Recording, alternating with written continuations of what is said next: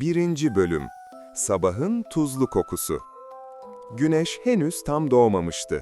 Gökyüzü turuncu ile pembe arasında bir renge bürünmüş, martı sesleri sanki yeni bir günü müjdeliyordu. Küçük Abdullah gözlerini ovuşturarak mutfağa geldi. "Abi, bugün gerçekten balık tutmaya gidecek miyiz?" diye sordu heyecanla. Asaf gülümsedi. "Elbette gideceğiz ama önce hazırlanmalıyız. Babam erken kalkanın denizi yakalayacağını söyler hep." Rana da elinde küçük bir termosla içeri girdi. "Ben sıcak çayı hazırladım. Balık tutmak sabır ister, sabır da sıcak çayla olur." İsmail dede dükkandan getirdiği birkaç kutuyu verandaya bıraktı. O deniz av malzemeleri satan bir ustaydı. Misinaları, oltaları, yedek kancaları özenle dizer, isteyen herkese balık tutmanın inceliklerini anlatırdı. "Çocuklar," dedi dedeleri, "bugün oltalar sizde. Sizin neler öğreneceğinizi merak ediyorum. Denizde sadece balık tutulmaz, sabrı da öğretir." Asaf oltaları kontrol etti, Rana yemleri küçük kavanozlara koydu, Abdullah da sevinçle kovayı aldı. Birlikte sahile doğru yürüdüler. Denizden gelen rüzgar saçlarını uçuruyor, güneşin ilk ışıkları dalgaların üzerinde parlıyordu. "Bakın," dedi Abdullah, denizin kıyısında sıçrayan küçük balıkları göstererek. Rana gülümsedi, sanki bizi selamlıyorlar. O gün üç kardeşin içinde bir macera kıpırdanıyordu. Kimin oltasına ilk balık takılacaktı, kim sabırlı olacak, kim dalgaların şarkısını dinleyecekti. Deniz sabırla onları bekliyordu.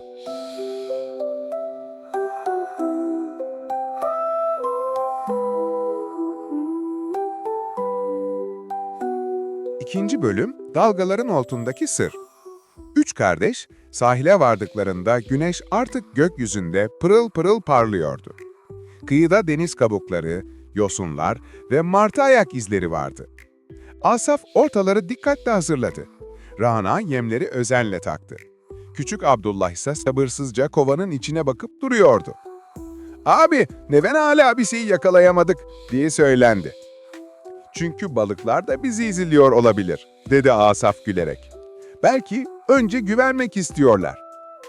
Rana oltasını suya attı. "Bence balık tutmak biraz micik gibi," dedi. "Nasıl yani?" diye sordu Abdullah.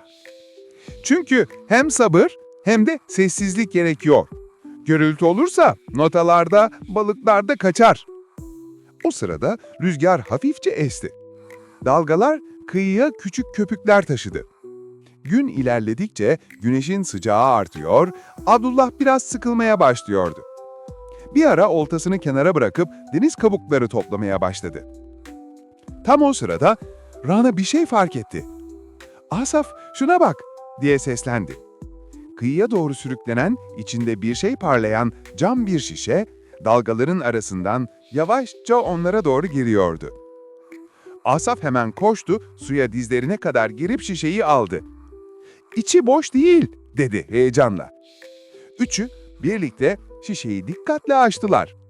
İçinden tuzlu sudan biraz nemlenmiş bir kağıt parçası çıktı. Rana kağıdı açarken kalbi hızlı hızlı atıyordu. Üzerinde solgun bir yazıyla şu cümleler yazılıydı: "Deniz, yalnızca sabırlı olanlara armağanını verir.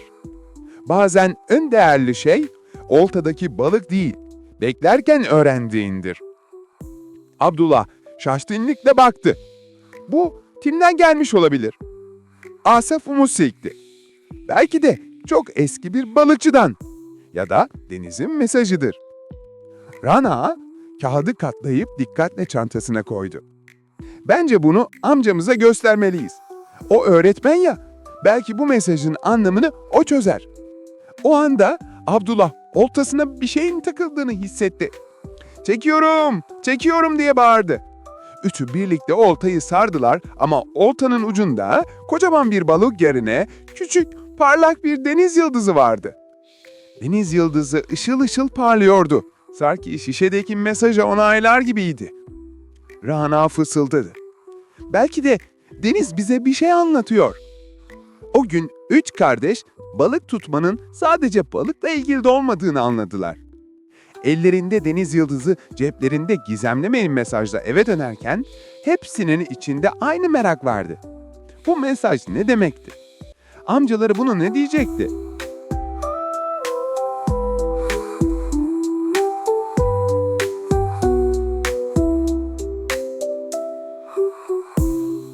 Üçüncü bölüm. Denizin öğüdü. Akşam güneşi yavaşça denizin üzerine düşerken üç kardeş eve dönmüştü. Rana'nın çantasında gizemli şişe, Abdullah'ın avuçlarında ise hala o parlak deniz yıldızı vardı. Asaf, "Hadi amcama gidelim," dedi. Bu mesajı o çözebilir. Amcaları Bünyamin, kasabanın sevilen öğretmeniydi. Güler yüzlü, sakin ve bilge bir insandı. Balkonda çayını içiyordu. Onları görünce tebessüm etti. "Hoş geldiniz küçük denizciler. Bugün deniz size ne anlattı bakalım?" Rana hemen kağıdı uzattı. "Amca, bak denizden böyle bir mesaj çıktı." Bünyamin amca gözlüğünü taktı, kağıdı dikkatle okudu. "Deniz yalnızca sabırlı olanlara armağanını verir. Bazen en değerli şey, oltadaki balık değil, beklerken öğrendiğindir." Bir an sessizlik oldu. Dalgaların sesi uzaktan duyuluyordu. Sonra Bünyamin amca yumuşak bir sesle konuşmaya başladı. "Bu söz çok güzel çocuklar. Çünkü aslında sabır her işin anahtarıdır. Yüce Allah, Kur'an'da Bakara suresi 153. ayette sabredenlerle beraberdir der. Demek ki siz bugün sadece balık tutmadınız. Allah'ın bir sırrını da öğrendiniz." Abdullah merakla sordu. "Yani balık tutarken sabretmek ibadet gibi mi?" Amcası gülümsedi. "Evet Abdullah, sabır sadece beklemek değildir. Güzel düşünmektir, pes etmemektir. Tıpkı oltanı suya atıp balık gelmese bile umudunu kaybetmemek gibi." Rana başını salladı. "Yani deniz bize sabrı öğretmek istemiş." Asaf ekledi. "Ve belki de kardeşçe paylaşmayı." Bünyamin amca gülümsedi. "Doğru söylüyorsunuz. Çünkü deniz Allah'ın yarattığı büyük bir aynadır. Kim ona güzel gözle bakarsa içinde hikmet görür. Bugün siz hem sabrı, hem kardeşliği, hem de şükretmeyi öğrendiniz." Abdullah avucundaki deniz yıldızına baktı. "Sence bu yıldız da bir işaret mi amca?" "Evet," dedi amcası. "Her yıldız sabredenlere ışık olur.